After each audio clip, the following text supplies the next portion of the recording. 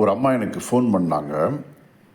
Phone பண்ணிட்டு சொன்னது என்னென்னா, இந்த போன வாக்கியம் சொல்கிறேன், இருந்தாலுமே என் மனசுக்குள்ளே கோபம் போக மாட்டேங்குது.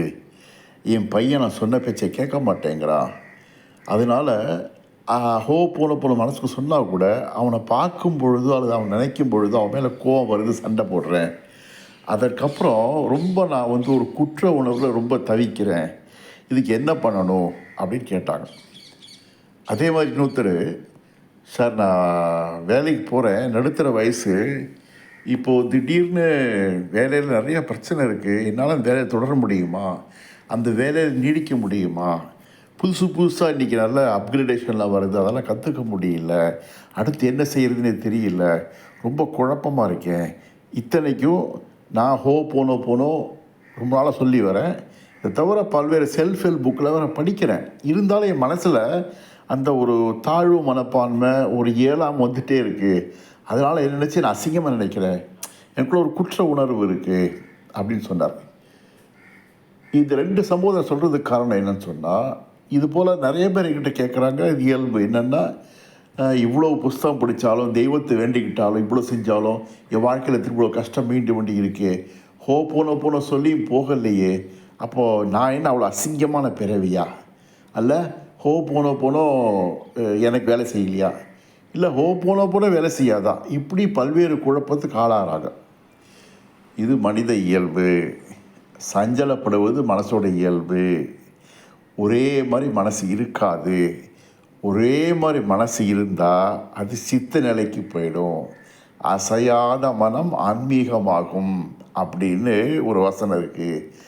நாமெல்லாம் சாதாரண மனிதர்கள், எத்தத்தின்னா பித்தம் தெளியும் நலைகிறோம். இது உண்மைதான். ஏன்னா நமக்கு தெரிஞ்சது எல்லாமே உணர்ச்சிகள், உணர்வுகள்.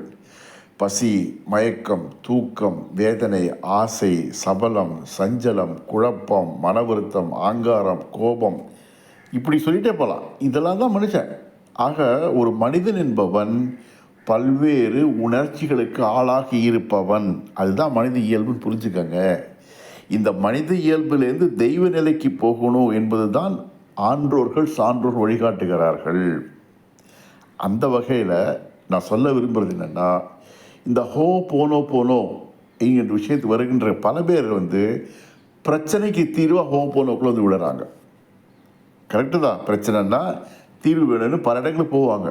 கோயிலுக்கு போகிறோம், ஜோசியம் கேட்குறோம், அருள் வாக்கு கேட்குறோம், நண்பர்கிட்ட ஆலோசனை கேட்குறோம், எப்படியாவது வழி போகாதான்னு தேடுறோம்.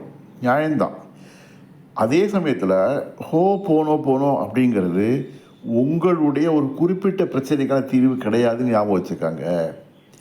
It is not a remedial process. போனோ இஸ் a generative process என்பதை உணர்ந்து கொள்ள வேண்டும்.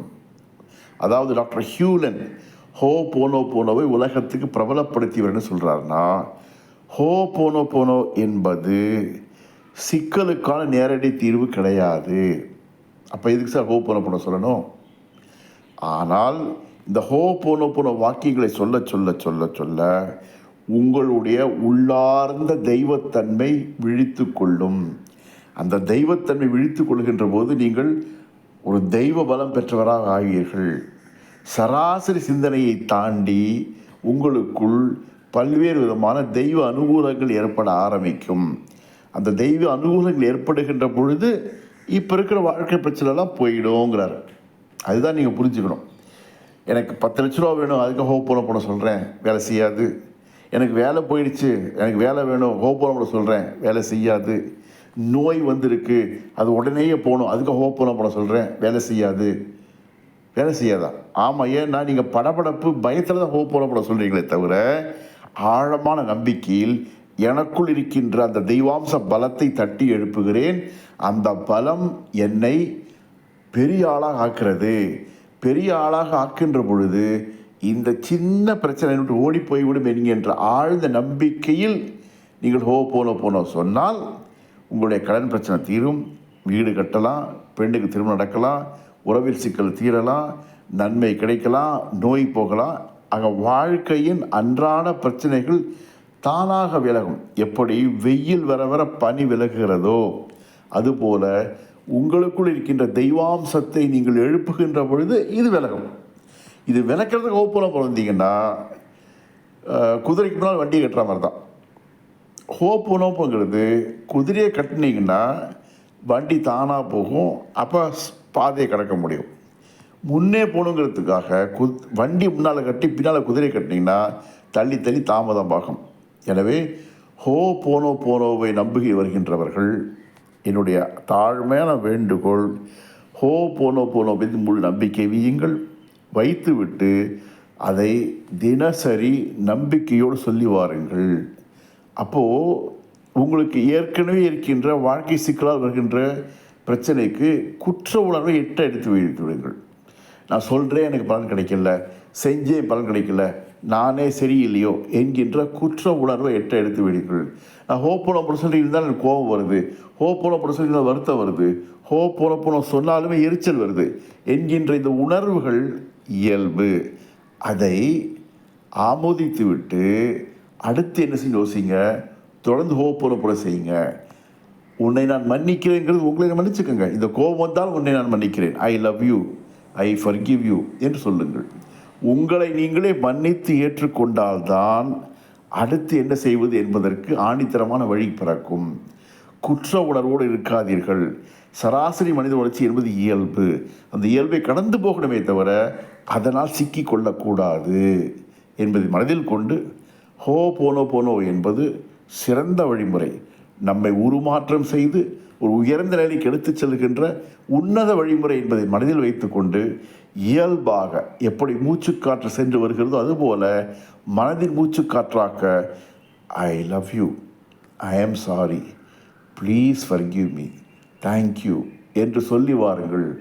நான் உன்னை மன்னிக்கிறேன், என்னை மன்னித்து விடு, நான் மன்னிக்கிறேன், என்னை மன்னித்து விடு. இப்படி எப்படி வேணால் சொல்லுங்கள், ஒரே மாதிரி சொல்லுங்கிறது இல்லை.